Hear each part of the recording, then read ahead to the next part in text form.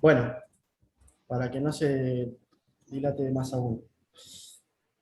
La idea es un poco presentarles el tema. Tal vez el tema, la idea de la presentación del tema es hacerlo como más contextualizado, digamos, para que entiendan de que no, el tema que van a empezar a trabajar no está aislado, sino que viene encadenado con otros temas que vienen trabajando en los diferentes niveles del taller. Después hacer un repaso de esas cosas que vieron puntualmente en cada uno de los niveles, bueno, obviamente del tema vivienda, que es el que nos toca trabajar, eh, cruzado un poco y dentro del marco teórico, ¿no? de las lógicas proyectuales, que si alguno no lo conoce, voy a intentar que quede claro, ¿no? Tal vez alguno que viene de otro taller no lo conoce, o bueno, o refrescarlo un poco para los que vienen de diseño 2 de nuestro taller. Después un poco hablar del programa y obviamente del sitio, como para terminar y contarles un poco dónde va a ser la intervención eh, en el paisaje también de este tema vivienda.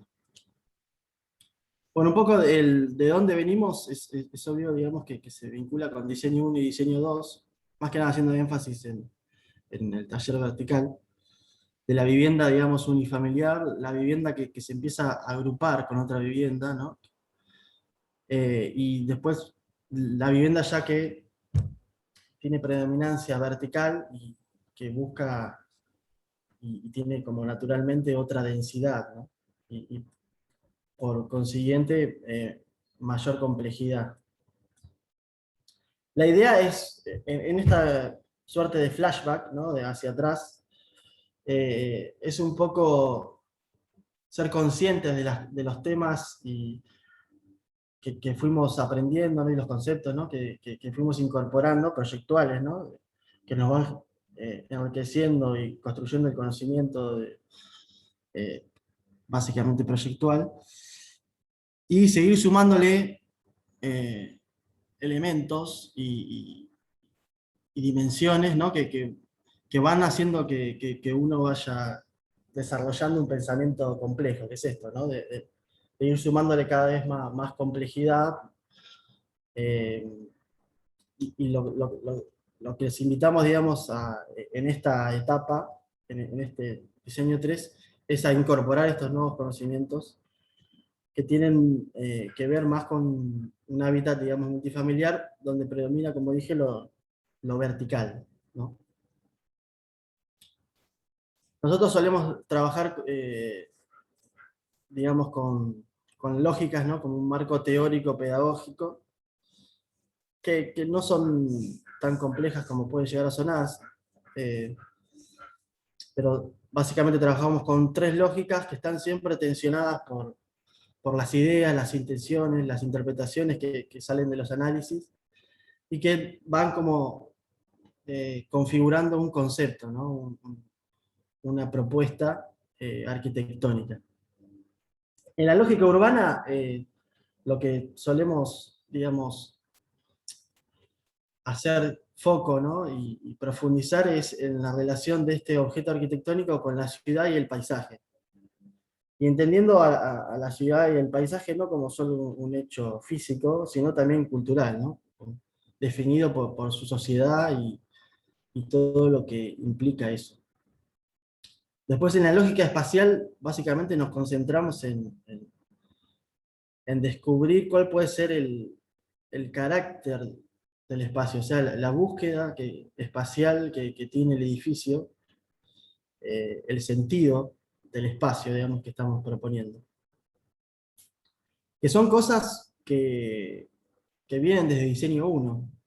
Acá empiezo como a marcar como continuidades, ¿no? Como cosas que son transversales y cosas que son trascendentes a los tres niveles. Por eso digo de que que el tema se va construyendo y complejizando, pero no arrancan de cero. No es diseño 3, tengo que ver vivienda desde los orígenes de la humanidad hasta ahora, ¿no? Sino que tenemos como un background de conocimiento acumulado en las experiencias proyectuales pedagógicas que hemos tenido. Por último, la lógica material que también tiene como una doble dimensión, como la urbana, que tiene que ver con lo simbólico, ¿no? Con la expresión del edificio, con lo que busca generar, con cierto lenguaje, cierto manejo de los materiales, y obviamente acompañado de una técnica, ¿no? De una manera de resolver. Si hacemos un viaje a diseño 1, podemos ver estas tres dimensiones, ¿no? Eh, claramente, o por lo menos lo voy a intentar expresar lo más claramente posible. Desde la dimensión urbana, digamos, de la lógica urbana, el Corbu tal vez ahí tiene como... Voy a mostrar, bueno, como habrán visto, tres obras del Corbu, no lo mencioné, pero también en esta cuestión de manejar un arquitecto puedo hacer más énfasis en las continuidades, ¿no? En las búsquedas. En las continuidades y los temas que se van repitiendo a través de las diferentes escalas de vivienda. Si nos metiéramos en la lógica urbana, ¿no? de este objeto arquitectónico, primero eso, ¿no? Uno ve que hay una relación con el paisaje como de este objeto que se posa aislado, ¿no? Que casi que responde a 360 grados con esta ventana corrida, y tiene como esta cuestión también que se va manteniendo en el Corbu, que está dentro de los, que voy a ir nombrando de a poco, pero están cruzados por los 5 puntos de arquitectura, ¿no? que plantea el Corbu. Pero como primer, digamos, decisión en el paisaje está esta cuestión de despegarse, ¿no? De la casa sobre pilotis, que intentar que el paisaje fluya lo más posible por debajo y en ese debajo, ¿no? de la vivienda resolver cosas secundarias, complementarias, como por ejemplo el auto, ¿no? Que acá se ve, perdón, que acá se ve un poco la implantación o el emplazamiento como está pensado en relación al auto, y después uno si profundiza, ¿no? Ve que la curvatura, ¿no? que tiene esa planta baja libre de función, eh, responde a ese radio de giro del auto, ¿no? Entonces, de emplazamiento, digamos, tienen pocos criterios, también tiene pocos condicionantes, ¿no? Simplemente es un terreno, digamos, que no presenta medianera, sino que tiene un paisaje bastante homogéneo y busca esta cuestión de elevarse, por un lado, para dejar de ver el paisaje, para dejar pasar el paisaje por abajo, y por otro lado, me adelantaba, para ver el paisaje desde otro punto de vista, ¿no? Desde un punto de vista elevado que permita una perspectiva diferente. En este caso vamos a ver diferentes piezas, ¿no? Pero en este caso sería como una pieza doméstica, ¿no? De escala doméstica. Después vamos a ver que cuando le vamos sumando densidad, estos mismos puntos de arquitectura, ¿no? Del Corbu y las configuraciones que van generando morfológicas van tomando otra escala que va a ir más hacia una pieza urbana, ¿no? Que tiene un impacto urbano. En este caso es claramente la escala que se maneja en diseño 1 es doméstica. Si vamos a la lógica espacial, digamos, el objetivo principal es encontrar un poco el carácter del espacio, ¿no? Que es el sentido que tiene ese espacio.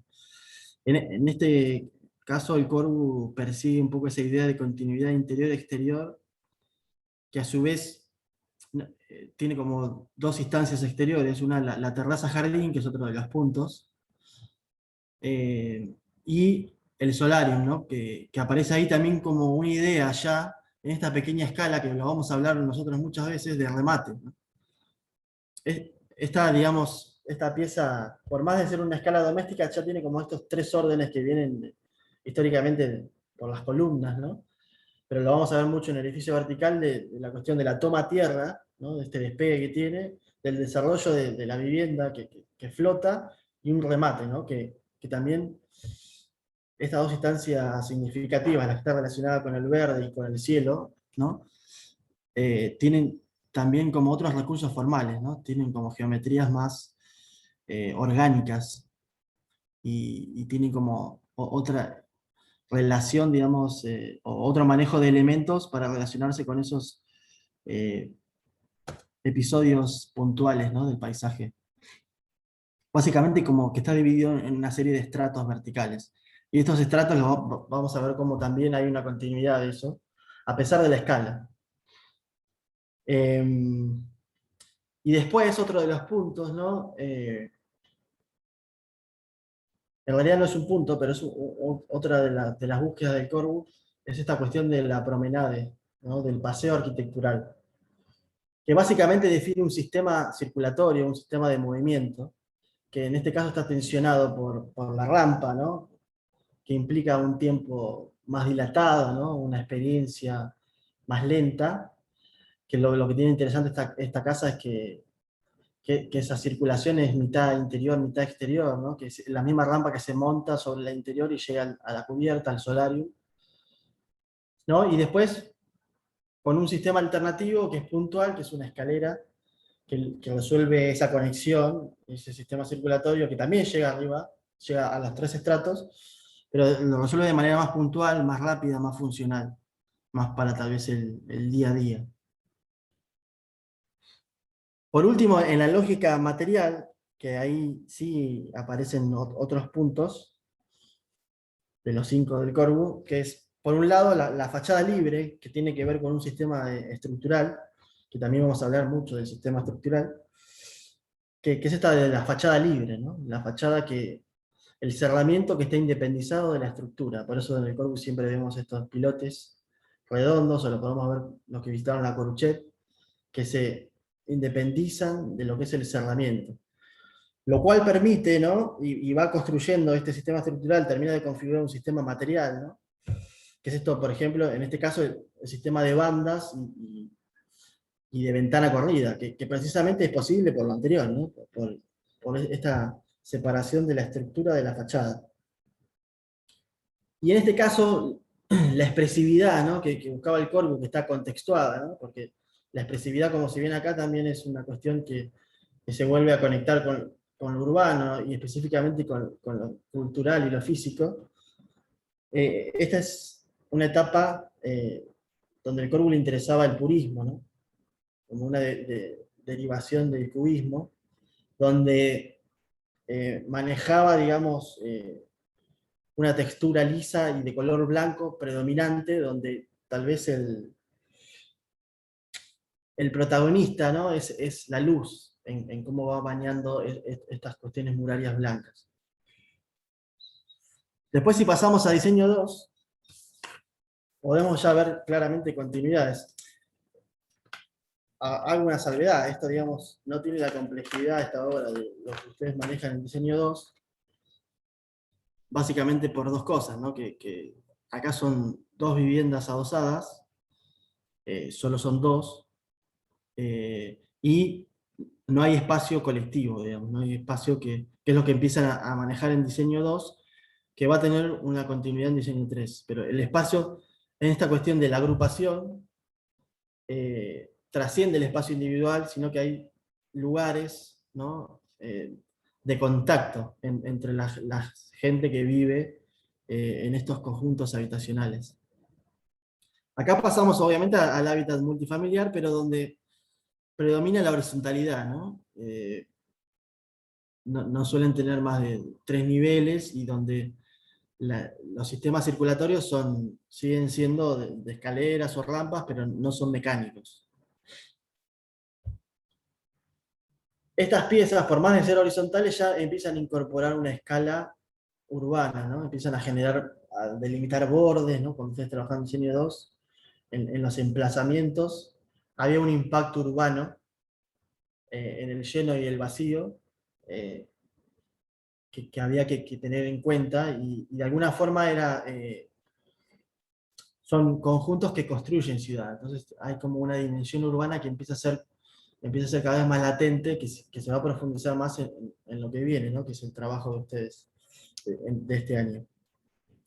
Y básicamente, cerrando en la parte más urbana y de emplazamiento, lo que pasa acá es que a las viviendas adosarse, ¿no? Empiezan a tener caras que comparten. Y como consecuencia empieza a tener menos caras libres que, por ejemplo, la anterior que veíamos del Corbu, que era una vivienda de 4 caras libres. Acá ya, por ejemplo, son viviendas de 3 caras libres. Después vamos a avanzar, por ejemplo, en el diseño 3, en el ejemplo de la unidad de Marsella, cómo se trabajan con 2 caras libres, por ejemplo.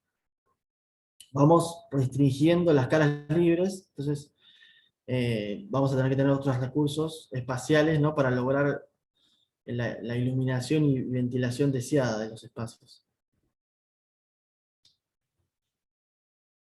En este caso, ya pasando a la lógica espacial, en la concepción de este espacio está bueno el aporte, que también ustedes un poco lo ven en diseño 2. No todos tal vez se meten con el tema, pero es algo que tenemos claro que se fomenta, y que es esta cuestión de la flexibilidad. Acá el Corbu, esto es antes de la Lisa UA, pero ya había cosas los puntos ya estaban, digamos, y ya había como un lenguaje que se estaba construyendo a lo largo del proceso de sus obras, ¿no? Acá se plantea, que se ve un poco en la foto de abajo, un espacio que es flexible, o sea que es mutante entre el día y la noche, ¿no? Hay camas que se guardan dentro de muebles, eh, lugares que son dormitorios, pero que se integran al espacio de estar, entonces el estar se dilata de día, ¿no? La cocina ahí que se ve que es esa gran puerta corrediza, se puede vincular o no con el espacio principal. Aparece acá un tema que es como bastante importante y trascendental, más que nada de la vivienda agrupada. También hay casos en donde se busca la vivienda individual, pero tal vez en la vivienda multifamiliar o la vivienda, digamos, colectiva, es algo que le puede dar como mucho valor por esta cuestión de que uno no tiene un cliente concreto, sino que uno, o necesidades concretas digamos, de un usuario, sino que uno propone ciertos espacios que se tienen que adaptar a diferentes necesidades. Entonces esto como que deja más abierto la apropiación del usuario, ¿no? Por eso digo que como que empieza a tomar cada vez más valor a medida de que vamos aumentando la densidad. Cerrando en la lógica espacial, acá el sistema de movimiento ya se está trabajando más como una suerte de torrecitas, ¿no? Que se adosan a esta pieza principal, que intenta ser también lo menos profunda, ¿no? Posible. También la cuestión de la profundidad para la ventilación empieza a ser importante. Y en este caso no hay en este proyecto del Corbu son más 2 casas adosadas, ¿no? Pero está el principio génesis, ¿no? De que es básicamente el adosamiento. No está algunos temas, como decía, el espacio colectivo, que se vería dentro de la lógica espacial, y el sistema de movimiento también que hay compartido, ¿no? Como ustedes vienen en diseño 2, que había tal vez circulaciones horizontales y tal vez también verticales, que eran compartidas, y después tal vez había un sistema circulatorio interior a la vivienda, propia de la vivienda. Pero empieza a aparecer también lo colectivo, no solo como espacial, sino también como el movimiento colectivo, propio, digamos, de empezar a generar más densidad. Y obviamente,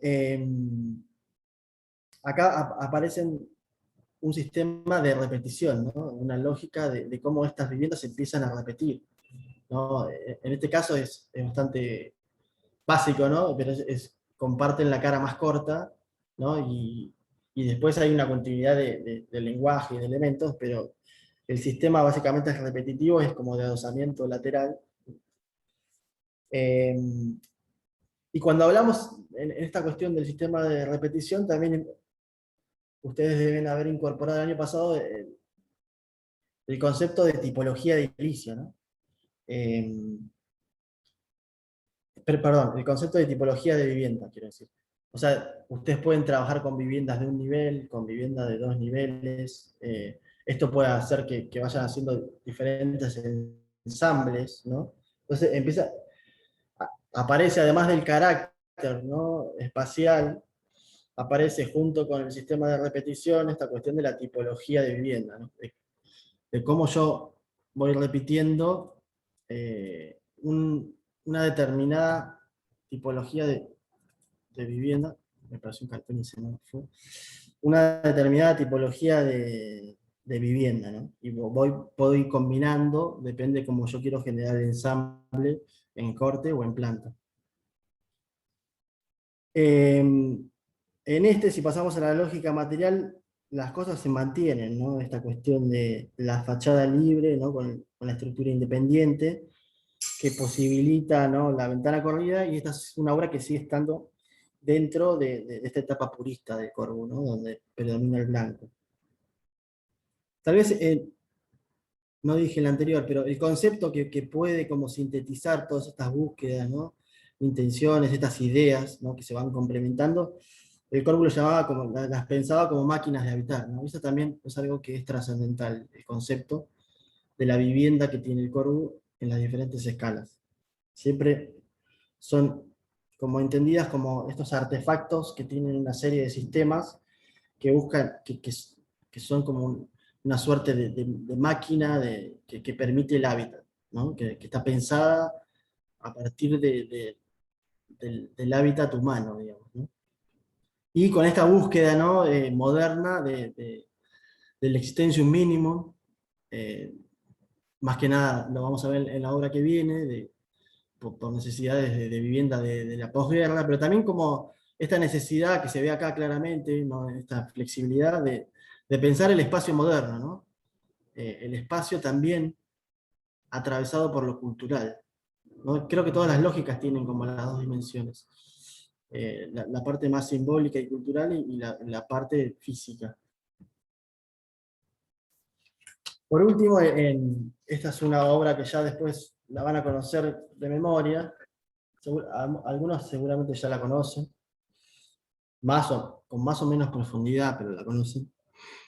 Acá cambiamos de escala, ¿no? Esto es claramente ya, como decía, una pieza urbana, ¿no? Que se planta en el paisaje, por ejemplo, acá de determinada manera, el emplazamiento, si ven que uno ve el tejido o el trazado, quiero decir, y ve la pieza girada y bueno, ahí está pasando algo, ¿no? La pieza de alguna manera tiene esa independencia, como habíamos en la Birsawá, de algunas cuestiones urbanas o físicas, pero está básicamente pensado como en esta maquinaria, en su posición ideal, ¿no? De punta al norte, después lo vamos a ver esto, pero está puesto de punta al norte, en el caso de Europa sería el norte es el sur, pero lo hablamos en nuestros términos, para que las fachadas, ¿no? Que son dos fachadas tan largas, estén equilibradas, una tenga el sol de la tarde y una de la mañana. Entonces, en esta cuestión de buscar, que también es un concepto que vamos a empezar a hablar mucho, el rendimiento, ¿no? De que entren muchas viviendas, o la mayor cantidad de viviendas, es buscar el equilibrio, ¿no? En esta configuración lineal, por ejemplo, buscar el equilibrio que se tiene que dar entre las unidades, ¿no? Que no haya unidades de vivienda como mucho más perjudiciadas que otras.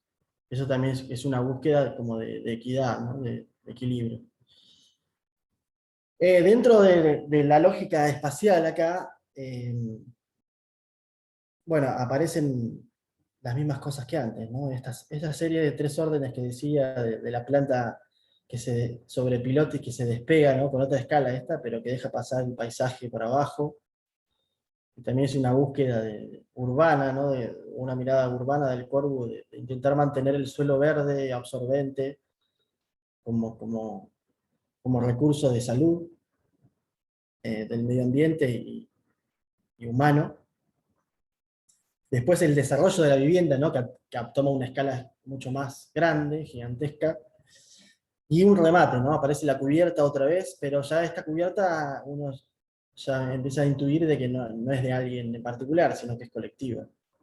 Cambia la escala, pero hay cosas que son trascendentales. En este caso vamos a ver, en realidad, bueno, mucho no voy a profundizar, pero en este caso, cuando la estudien, es una unidad que es esta que está acá abajo, que maneja como dos caras libres, ¿no? Y a partir de ahí, que son las caras más cortas, y a partir de ahí se configura una manera de circular en el espacio y un ensamble, y eso termina dando como esta configuración morfológica y este emplazamiento, ¿no? Me adelanto un poquito al espacial, pero para contar que está un poco todo interrelacionado, desde la escala de la vivienda hasta la escala urbana, de lo doméstico hasta lo urbano, está todo interrelacionado. Lo que aparece acá como de ruptura con diseño 2 tal vez es la circulación mecánica, ¿no? El ascensor. Que es como lo que posibilita tener mayor cantidad de niveles. Eh, y, y nos deja abierto, tal vez, así como hablábamos de flexibilidad, también nos deja abierto con más facilidad a generar viviendas accesibles, ¿no? A atacar el tema de la accesibilidad, que un poco a ustedes el tema, que también es trascendental a la arquitectura. Ustedes se han demostrado con cierto interés, obviamente que en el espacio público es aún más, o sea, más decisivo, ¿no? La accesibilidad. Acá cuando manejamos esta cuestión del ascensor, tenemos como la posibilidad latente de que poder trasladar esa accesibilidad a las viviendas. A veces no a todas, pero tener una serie de viviendas que sean accesibles, que no tengan barreras arquitectónicas y que se la pueda, como se dice, como que sean más universales, que se la puedan apropiar y utilizar más cantidad de personas. Eso es algo como un tema que se podría sumar, que me parece importante destacar. Después, en la lógica espacial, eh, tal vez, así como decíamos que en la anterior aparecía la cuestión del ensamble, ¿no? Este sistema de repetición y la tipología de vivienda, acá ya aparece también el término, que es un poco lo que va a desarrollar Eugenio en la charla de la clase que viene, las tipologías, ¿no? Las tipologías edilicias. Que para hacer una síntesis, y no voy a ahondar en eso, se pueden dividir en dos o tres eh, tipologías. Esta, por ejemplo, donde a pesar de ser un edificio vertical, tiene un gran desarrollo horizontal, como lo pueden ver, aunque esté en escorzo, se denomina bloque, ¿no? Cuando predomina la circulación horizontal por sobre la vertical. Después, la tipología más conocida de vivienda a la altura es la de bloque, ¿no? Donde se busca reducir el perímetro, ¿no? Y crecer en altura. Que obviamente, si ustedes ya intuirán que tienen diferentes huellas, ¿no? Diferentes pisadas, diferentes tomas de tierra, diferente, digamos, diferente sombra que puede llegar a generar, o diferente terreno o paisaje que van a intervenir directamente cuando el edificio llega, ¿no? Apoya sobre la tierra. Este edificio tiene una huella bastante grande, pero como ven y como dijimos, está manejada con una planta libre, ¿no? Sobre pilotes de otra escala, pero que el paisaje pasa por debajo. Entonces, está manejado de esa manera el impacto que se da en el cero, ¿no? Lo que vamos a empezar a llamar la planta cero, en la planta baja, o en la planta que también vamos a llamar de uso urbano, ¿no? Que está vinculado con lo urbano directamente, con la calle, la vereda, con la accesibilidad, con el auto. Así que básicamente la tipología de edilicia está como muy vinculada y definida por el sistema de movimiento, en este caso colectivo, ¿no? Que es el ascensor y el corredor, ¿no? El corredor como el movimiento horizontal, otro término que va a aparecer. Pero bueno, ya los vamos a ir incorporando, pero lo que me interesa hacer énfasis es en las continuidades, que hay muchas cosas que seguimos hablando de lo mismo, pero bueno, van sumando complejidad o se van sumando dimensiones, pero todo, digamos, es una cuestión lineal, de alguna manera, que vamos sumando. Un conocimiento se va montando sobre otro, o un tema se va montando sobre otro, y se va complejizando, y esta cuestión de lo que planteaba de ir desarrollando el pensamiento complejo, ¿no? De que maneja cada vez más elementos y cada vez una escala más compleja. Y acá obviamente seguimos hablando de la tipología de vivienda. En este caso, como verán acá, estoy mal con esto. Como verán acá, es una vivienda en dúplex. Por lo menos es en dúplex en un sector, como verán acá también en el corte, y llega, digamos, a la otra fachada con un solo nivel. Pero es una vivienda básicamente en dúplex, que por su configuración, en corte como en L, se puede ir trabando, ¿no? Se traba una con otra, y haciendo que esto que ven acá, uno se pueda circular cada 3 niveles, por lo menos en el sistema más repetitivo. Entonces ahí como que hay una conexión entre la tipología edilicia, el sistema circulatorio, el ensamble y la tipología de vivienda que están usando, ¿no? Entre este bloque, ¿no? que circula mucho en horizontal, entonces busca una manera de circular, no en todos los niveles, sino cada 3 niveles. Entonces, a partir de eso, utiliza este sistema de viviendas en dúplex, que a su vez, por su manera en que están ensambladas, permite no circular cada 2 niveles, sino circular cada 3 niveles. Entonces, está como todo concatenado. Y tal vez último, pero no último, sino lo más importante, es la búsqueda espacial, ¿no? Que tiene esta vivienda, que dúplex es genérico, dúplex no. Es simplemente decir una vivienda que tiene 2 niveles, pero no le da como una cuestión de valor al espacio. Simplemente, por eso es una tipología, digamos, es para entenderlo con qué tipo de vivienda estamos trabajando. Pero acá, digamos, en este dúplex, la búsqueda es esta doble altura que se ve por acá, esta doble altura, ¿no? En una vivienda tan pequeña de posguerra, ¿no? Y de pocos metros cuadrados, tener un sector bien ajustado y medido de doble altura, que le da esta cuestión de búsqueda espacial, de dinamismo espacial, que a su vez tiene como una continuidad exterior, ¿no? Es básicamente un gran espacio de doble altura interior. Ahí es como donde la vivienda, como decía Jaco, explota espacialmente, ¿no? Dentro de, ¿no? Es una célula pequeña dentro de un sistema gigantesco, pero ven que esa cuestión de la búsqueda espacial que tal vez pasaba en diseño 1, en otra escala, ¿no? Pero sigue estando, ¿no? El carácter espacial de esa vivienda, esa búsqueda y esa relación con el exterior también sigue estando. Tal vez acá obviamente las cosas son más acotadas, ¿no? Más reducidas, pero esos valores son, eh, digamos, trascendentales. En esto de que solíamos llamar como la dignificación de la vivienda en la altura, ¿no? No porque una vivienda esté agrupada en altura, tiene que perder los valores de la vivienda individual. Bueno, después, en el orden de lo espacial, como dijimos, aparece lo colectivo, ¿no? Los espacios colectivos. Acá, de alguna manera, tenemos los que ya estábamos acostumbrados a ver en la obra del Corbu, digamos, estas operaciones, que en este caso pasan a ser de espacios colectivos, que son en este despegue del suelo, ¿no?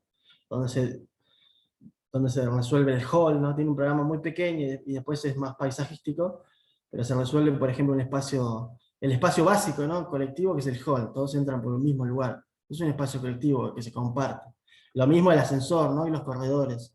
Eso es más en el desarrollo, ¿no? Y, ¿no? De vuelta en esta terraza jardín, en este remate del edificio, donde hay unas cuestiones que son técnicas, que son grandes chimeneas, ¿no? De ventilaciones, pero después hay como también funciones colectivas, como una guardería, situaciones exteriores, ¿no?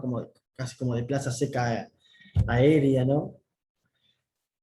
Y acá suma una cosa más el Corbu que es interesante, que no solo, digamos, hay que verlo como que estos lugares que se pueden organizar o se pueden plantear en el principio del edificio y en el remate del edificio, ¿no? En la toma tierra y en el remate, y en estas situaciones de circulación, ¿no? Sino que acá, por ejemplo, aparece, es este tajo que se ve acá, un programa colectivo, ¿no? que tiene una serie de negocios como para generarle cierta... Porque en este caso esta máquina de habitar se acerca un poco más a como una ciudad, digamos, una especie de ciudad vertical, ¿no? Por eso, al sumarle densidad, es como una suerte de ciudad que viene con las patas y se posa ahí, ¿no? Como tal vez después hay conceptos que descubrirán o verán de Archigram, donde las ciudades ya eh, empiezan a caminar, a moverse y son como ciudades mucho más conceptuales, pero esta obra tal vez tiene como un germen de eso, ¿no? De máquina de habitar, pero ya visto como una gran ciudad edilicia, ¿no? Ciudad vertical. Eh, Acá aparece otro tema que tiene su complejidad, que un poco lo nombré, que aparecen los soportes, ¿no? Cuando yo empiezo a agrupar tanta cantidad de viviendas, necesito... Soportes llamamos, si bien la estructura es un soporte, lo llamamos más que nada a las instalaciones, ¿no? A todos los conductos, ¿no? Y cosas que necesitamos para resolver las viviendas, que es mucho más complejo que las viviendas adosadas o apiladas en dos niveles, ¿no? Acá ya es como bastante crítico, y acá se nota un poco la complejidad esa, ¿no? De cuando estas dos chimeneas, por ejemplo, resuelven esas ventilaciones de esas instalaciones, ¿no? Y después cómo en esta transición estructural, que ahora vamos a hablar, pero me adelanto un poquito, aparece, digamos, la cuestión de instalaciones que se unifican, ¿no? Y se bajan dentro de estas patas gigantes. Entonces, estas patas no son solo estructurales, sino también canalizan, ¿no? Estos conductos que resuelven los soportes. Y eso está íntimamente relacionado con el sistema estructural, ¿no? Que en este caso eh, es una suerte de gigantesca grilla, ¿no? Estructural. Después tal vez hay otra imagen donde lo puedan ver más claro, una maqueta. Una grilla estructural donde como piezas, ¿no? Digamos, están resueltas las viviendas, y esta grilla tiene una toma tierra, ¿no? Un concepto que va a aparecer ahora.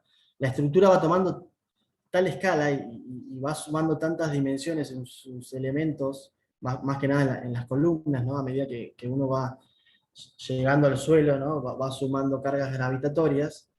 Entonces, estos elementos se vuelven bastante grandes y muchas veces con ciertas búsquedas en la toma tierra, por ejemplo en esta, desaparecen una gran cantidad de columnas y se hace como una transición, lo que se llama una transición estructural, haciendo que haya menos cantidad de elementos estructurales, pero de mayor tamaño. Entonces eso libera, ¿no? El espacio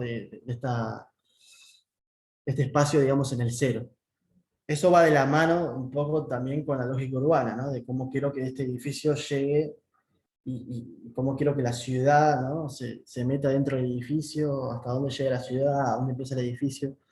Eso va de la mano de este concepto que es un poco la estructura es un poco que está a caballo entre la lógica espacial y la material, ¿no? Porque la lógica define las posibilidades del espacio y es una de las primeras, o es una de las dos cosas de los dos sistemas que podríamos dividir la lógica material, ¿no? El sistema estructural y el sistema digamos, de envolvente. En algunos casos están independizados, como los que venimos viendo. En este caso, no. En este caso, digamos, las columnas están como ocultas en los tabiques, hay una cuestión de monomaterial, ya el hormigón empieza como a estar en su estado puro, ¿no? O sea, el Corbu posguerra pasa como de una etapa purista a una etapa brutalista, y, y también empieza a experimentar con otra manera de resolver el límite, ¿no? Otro término que vamos a hablar, el límite entre el exterior y el exterior, o sea, el límite ese que hablaba, ¿no? De estructura-cerramiento, eh, cambia, ¿no? Antes era la ventana corrida, ¿no? Como relación con el paisaje, panorámica, ¿no? Paisada, y ahora pasa a ser lo que ustedes tal vez habrán escuchado como una suerte de brise soleil, ¿no? que busca, digamos, garantizar un control solar, no aparece otro tema ahí, ¿no? De cómo se, eh, después de plantear estos grandes espacios de doble altura, con grandes superficies vidriadas, como en esta profundidad que genera, ¿no? Que se ve un poco acá abajo, que genera la terraza, jardín, en este caso mucho más compacta, en esta profundidad como también se puede manejar como un dispositivo, ¿no? Acá se ve este plano horizontal de hormigón, ¿no? Como un dispositivo de control climático, ¿no? De relación con el exterior, tanto con el sol como con otros factores, digamos, climáticos, del viento. Eso también es un lindo tema que queda abierto, o acá empieza, para pensarlo, ¿no? En relación a nuestro clima, que es bastante particular. Y más, como verán, que vamos a seguir trabajando frente al mar.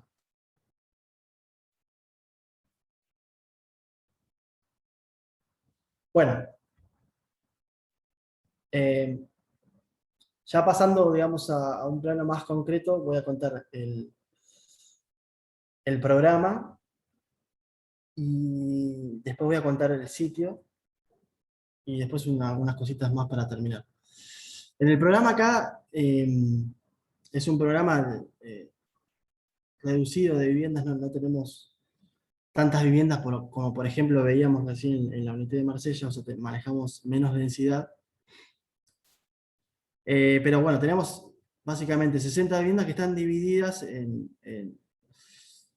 tipos de vivienda que no lo llamamos dormitorios, sino como que dejamos abierto a pensar, por ejemplo, como veíamos en lo del Corbu, ¿no? Que el dormitorio no es dormitorio siempre, o a veces el dormitorio en realidad es un espacio, el mobiliario que hace utilizar un espacio que es estar de día y dormitorio de noche.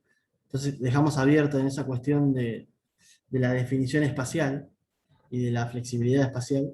Entonces por eso lo llamamos como de personas, pero manejamos estas tres tipologías, ¿no? De dos personas, de cuatro y de cinco. Les proponemos una superficie mínima, o en realidad una superficie como dice ahí, además de que las viviendas, eh, la cantidad de viviendas puede variar un 10%, o sea, podría haber 66 viviendas, podría haber un poco menos. En realidad perdón, 66 viviendas la variación es hacia arriba, digamos. Lo mismo podría pasar un poco con la superficie. Si hay una variación tal vez de superficie, por ejemplo, un dúplex, si uno trabaja con la tipología de dúplex, el dúplex naturalmente, por la circulación vertical que tiene en sí misma, la escalera, propiamente dicho, genera tal vez una vivienda de un poco más de superficie. También puede haber una variación de más 10%. Esta es superficie, digamos, interior. Después, como venimos mirando, digamos, siempre intentamos, o le proponemos que intenten, y más, ¿no? En esta época donde es necesario de los espacios exteriores, ¿no? Y también es como una oportunidad para pensarlo, el espacio propio donde la vivienda expande, o sea, su exterior propio que tiene, más allá de estar en la altura, ¿no? Que después vamos a profundizar de la inmensa cantidad de variantes que puede haber de generación de esos espacios exteriores.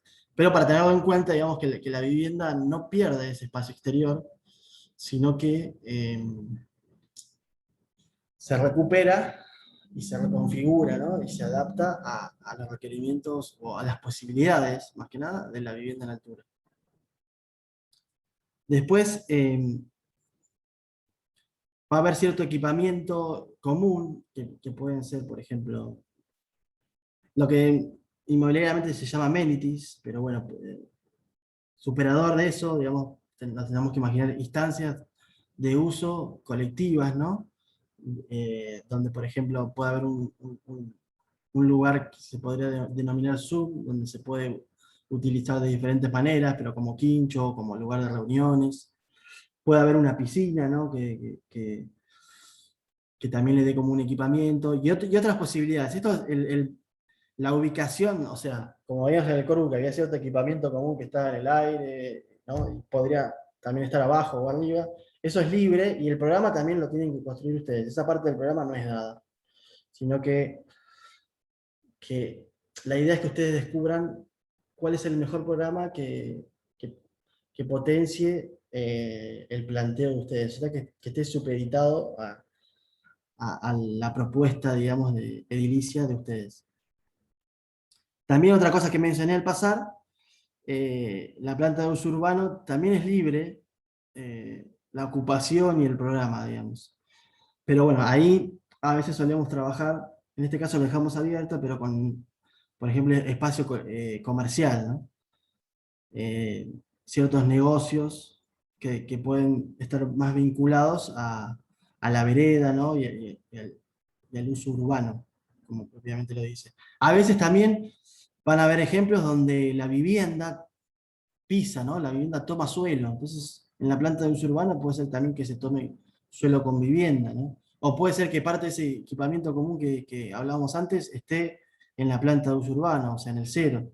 O se puede combinar, llegar como en diferentes bordes de diferente manera, con diferentes funciones, y se puede tal vez pensar otras que van más allá de las que mencioné. Y después, bueno, hay esto ya también lo han manejado en diseño 2, una cantidad de autos, que es el 40% de las unidades, que tienen que tener como un espacio definido que puede ser cubierto o semicubierto. Eso lo iremos viendo también. Eh, es, Creo que las tres últimas cosas están supeditadas al planteo de vivienda, ¿no? Y el planteo general. Hay que como que descubrir la posición y la manera en que se resuelven. Y en el caso anterior, de los usos posibles que se le puede dar. Bueno, pasando al sitio, como pueden ver acá para ubicarse en Mar del Plata, todo, espero que voy a mover esto porque veo todas las cámaras apagadas y me gusta. Por lo menos está Pauli. Pauli. Eh, Nada, esto es para tener una relación en la escala urbana, ¿no? Haciendo un zoom out. Sigo utilizando términos en inglés que no me gustan, pero los utilizo. Eh, Podemos ver el lugar donde trabajamos, ¿no? Paisajístico en el TP que acabamos de terminar, de Playa Chica, y acá vamos a pasar a trabajar al puerto, ¿no? Que ya, como ven, no está demasiado lejos y sigue manteniendo esa relación íntima con el mar, ¿no? Como paisaje predominante.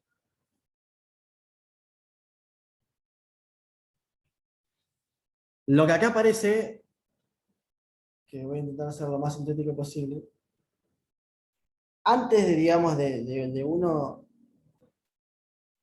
digamos, analizar el propio terreno, ¿no? Como lo llamamos banalmente, acá hay alguna serie de decisiones que vienen previas, ¿no? Que tienen otra escala, tienen una escala más urbana, que terminan de definir el sector donde vamos a intervenir y donde precisamente vamos a hacer un proyecto de vivienda, ¿no?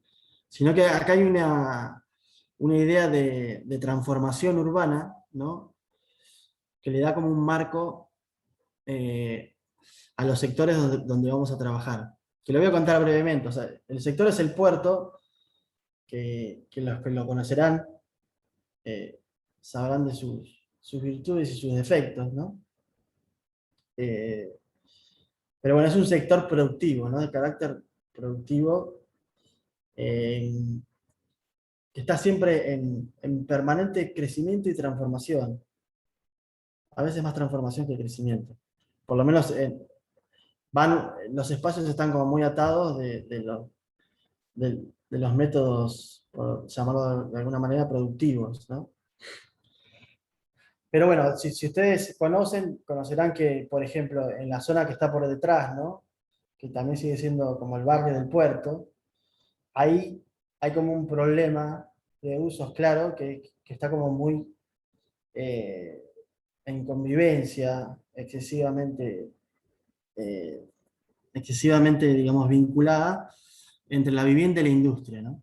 Acá hay un tema, o por lo menos nosotros acá metemos, llevamos que no existía hasta ahora, ¿no? Con el plan, llevamos un poco la vivienda, que es esa zona amarilla, la metemos dentro del sector, pero con una búsqueda de recalificarlo y como reordenar ciertos usos. La primera, digamos, gran decisión que la idea fue como trabajar en esta zona y darles como una suerte de master plan que también los acerca a la manera de trabajar que van a tener en diseño 4 y diseño 5. Y, y- y van a tener, digamos, parte del sitio va a ser como física, o sea, tangible, ¿no? Que la pueden ver y va a seguir estando como está. Y hay parte que se va a transformar. Hay parte que la van a tener que imaginar de otra manera.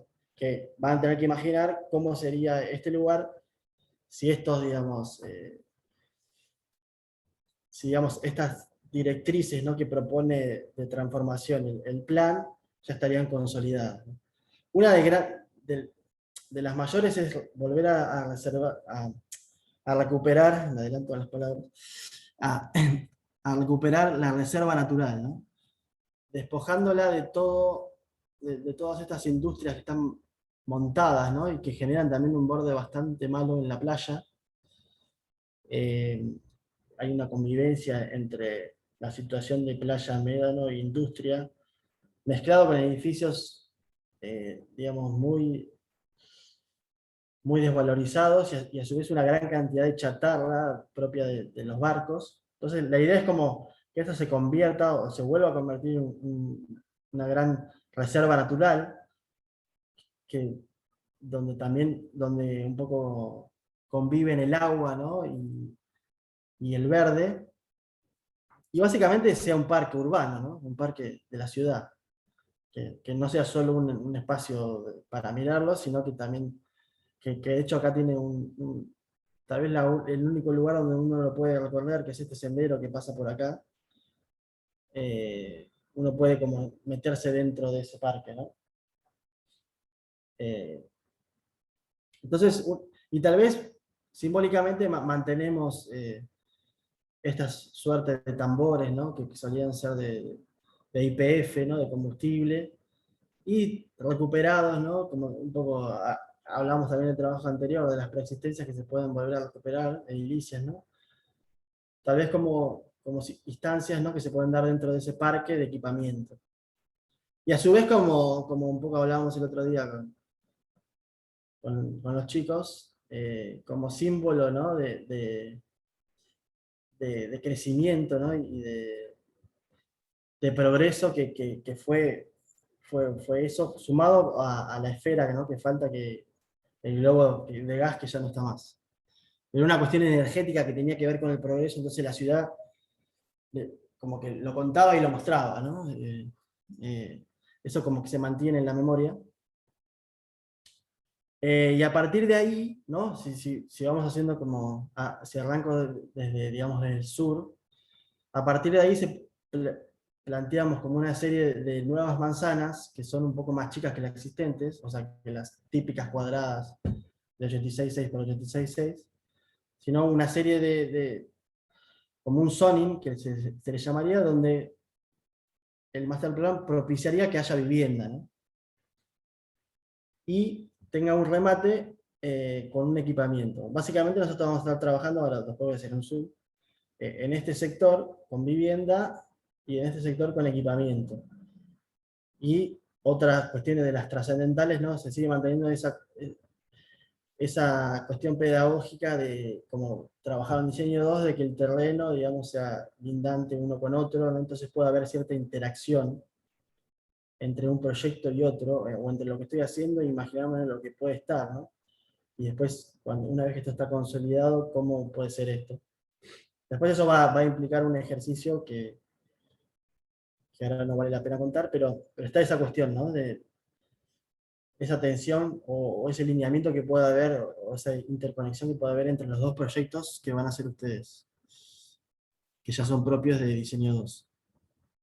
Después hay como esta suerte de banda que, verde, ¿no? Que amortigua un poco y ya, digamos, la búsqueda es como consolidar esta zona más esta zona a futuro, ¿no? Como el sector más productivo. Entonces acá habría como una especie de articulación de amortiguador verde que un poco le juega a las dos cosas, ¿no? Lo comercial, ¿no? Como cuestión del puerto, ¿no? Como recuperar esta cuestión, acá está la famosa, digamos, bahía de los pescadores, ¿no? Donde uno puede bajar, ¿no? Y estar en contacto con los lobos marinos, con las lanchitas amarillas, que en su momento uno podía ir a comprar directamente del barco, ¿no? Como que está la producción muy vinculada con la sociedad. Entonces, recuperarla tal vez en esta zona verde, con más como puestos. Hay algunos por acá que no son muy gratos. O sea, recuperar ese potencial de puerto de frutos, por eso, frutos del mar en este caso, que se pueda dar en esta área verde, ¿no? Que un poco vitaliza la cuestión comercial y le viene bien como soporte, ¿no? A la vivienda.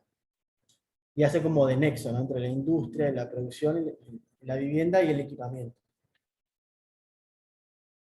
Y después tenemos esta zona de acá atrás, ¿no? Que es como una especie de rótula, que tenemos unas cuestiones interesantes que pueden estar vinculadas al equipamiento, ¿no? Que tenemos la famosa UTN, ¿no? Eh, la Facultad Tecnológica, Universidad Tecnológica. Acá tenemos una escuela portuaria de pesca, y acá tenemos el centro, famoso centro comercial, ¿no? Donde no es tanto como pasaría acá de compra de la materia prima, sino que ya tiene como el valor agregado de la cocina, ¿no? Entonces sería como dos maneras de relacionarse con los productos de esta área.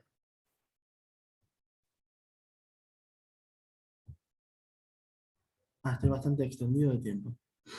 Eh, bueno, acá diciendo esto sería como un zoom, es esta cosita que conté, el trabajo de vivienda que tiene esta forma particular, que es con esta diagonal, y el trabajo de equipamiento que está muy relacionado con la banquina, ¿no?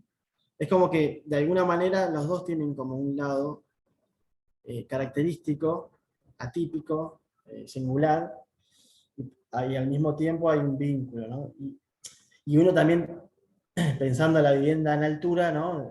La relación con el paisaje se multiplica en esa cuestión, ¿no? Porque el edificio, el equipamiento no va a tener ni cerca la misma altura que la vivienda, entonces hay una cuestión en corte, ¿no? Donde la relación con el paisaje, más que nada visual, se multiplica por la propia condición de la vivienda.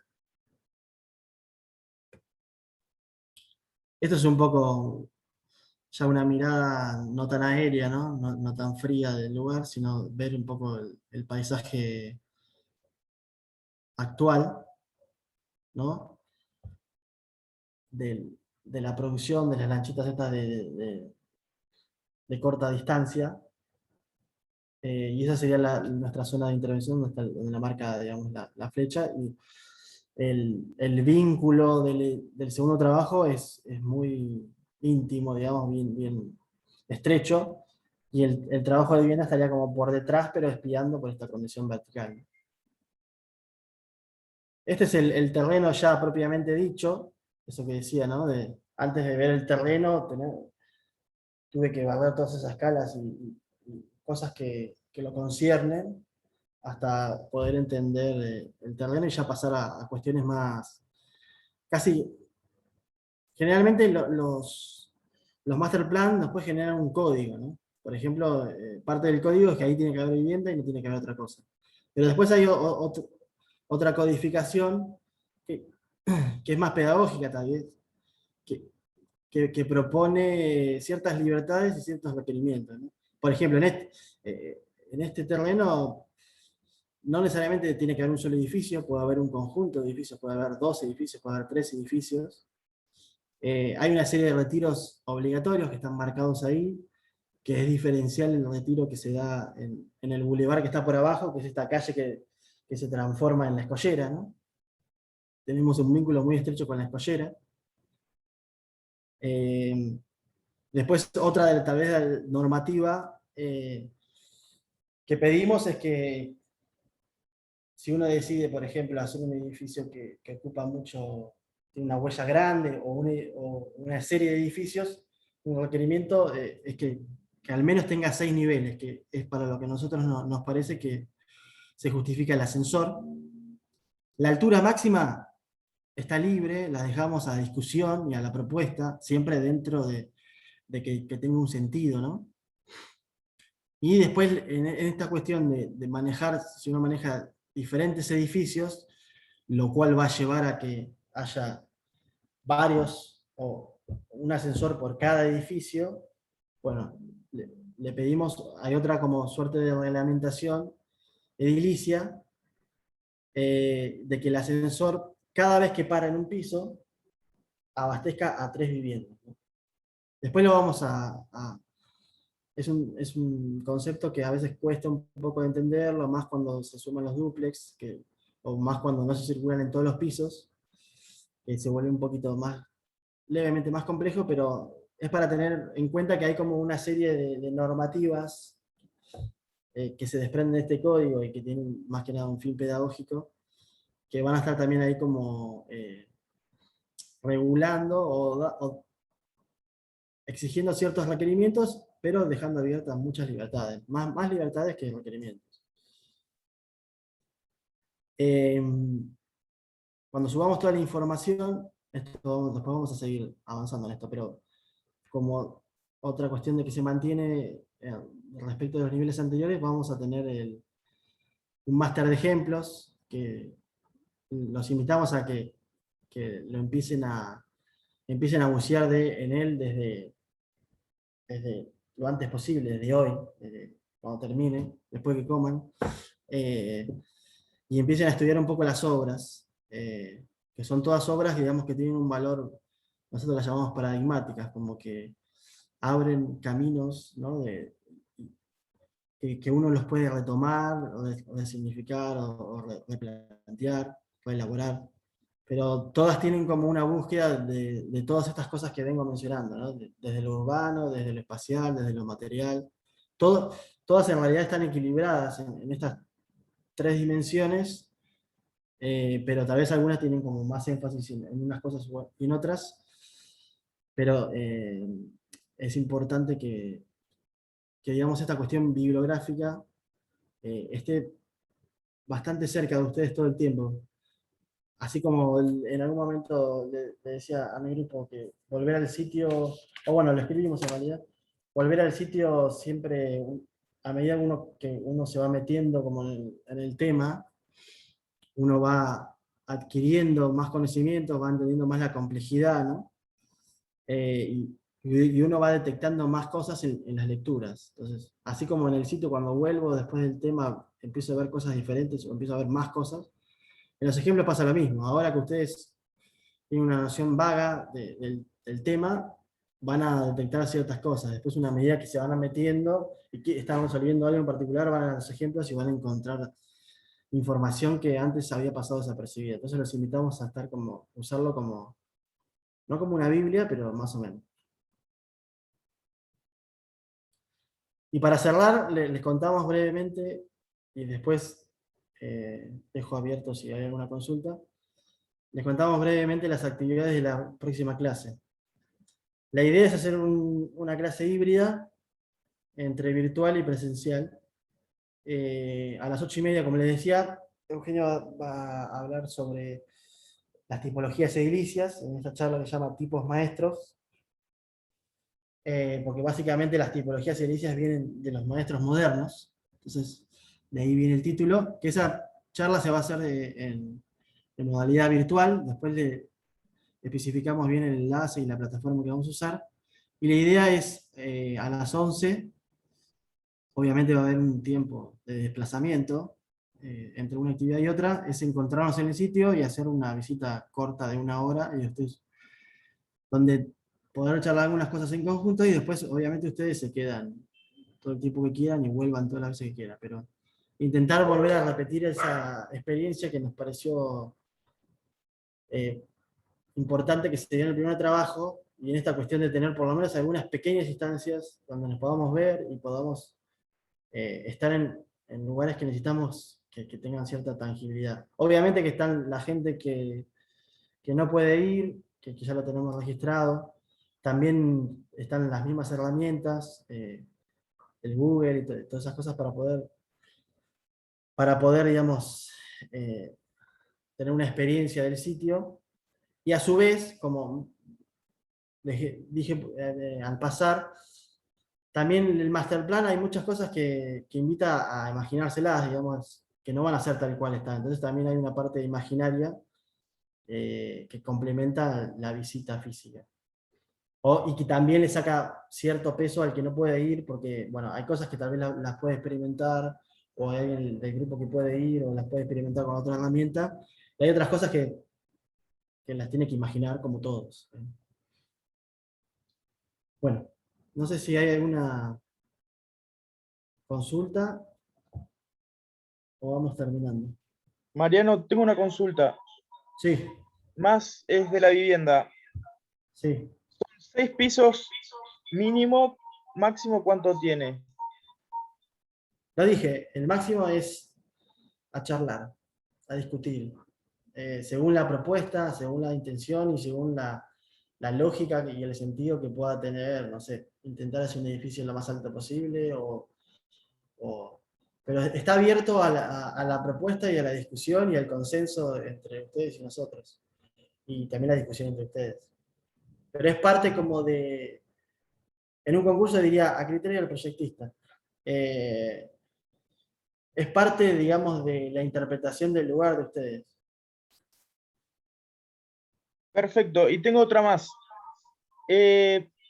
¿La planta baja tiene alguna altura máxima o se puede hacer, o sea, si hacemos locales comerciales, ¿cuánto puede ser el máximo? No hay tampoco. Hay un mínimo reglamentario que un local puede tener 3 metros libres, pero después no hay máximo. Porque puede haber locales de 2 niveles, se pueden apilar cosas, no sé. Perfecto, También, depende de gracias. la propuesta, no hay un requerimiento o un condicionamiento previo de eso.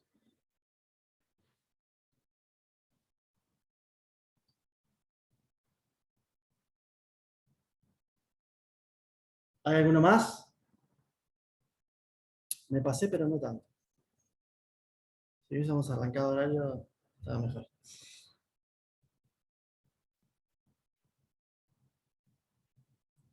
¿Alguna pregunta más? ¿No? ¿Dudas?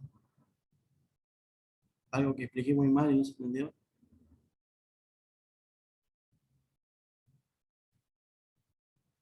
Bueno, nada. Un poco la invitación es en eso, en no ser, en achicar el pánico del tema nuevo. Por eso hice el esfuerzo de vincularlo con conocimientos proyectuales previos, que es simplemente un paso más, no es un camino del todo nuevo. Y para sacarle, digamos, peso en ese sentido. Y es invitarlos un poco primero a hacer como una reflexión personal, acá lo dice como basada en la obra de Le Corbusier, pero lo pueden hacer en su experiencia personal de estas diferentes escalas, por lo menos las dos que ya trabajaron, y eso que sea como una plataforma, ¿no? Mezclado con toda la nueva información, ¿no? Las obras que están en esta escala, el sitio, eh, eso armando como una interrelación de todas esas cosas, pero invitarlos primero a hacer esa mirada retrospectiva para situarlos y de alguna manera consolidar lo que ya tienen aprendido, digamos, y ponerlo en valor y hasta desempolvarlo, ¿no? Si se lo tienen medio olvidado de unas cosas. Bueno, entonces si no hay más preguntas, nos vemos en la próxima clase con las actividades que ya mencionamos, que después les comunicamos los pormenores.